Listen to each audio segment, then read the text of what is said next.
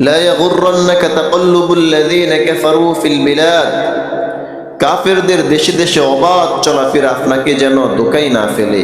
মাতাউন কলিল, এটা সামান্য ভোগ বিলাস। সুম্মা মাওয়াহুম জাহান্নাম, অতঃপর তাদের ঠিকানা হয়ে যাবে জাহান্নাম। ওয়াবিসাল মিহাদ, আর জাহান্নাম বসবাসের জায়গা হিসেবে খুবই খারাপ। লাকিনাল্লাযীনা ইত্তাকাউ রাব্বাহুম, কিন্তু যাহারা তাদের প্রভুকে ভয় করবে, লাহুম জান্নাত, তাদের জন্য রয়েছে জান্নাত, তাজরি মিন তাহতিহাল আনহার, যার তলদেশ দিয়ে প্রবাহিত হবে নহর সমূহ। খালিদিনা ফিহা, সে জান্নাতে তারা সর্বদাই থাকবে। নুজুলাম মিন ইনদিল্লাহ, এটা আল্লাহ তাআলার পক্ষ থেকে পুরস্কার।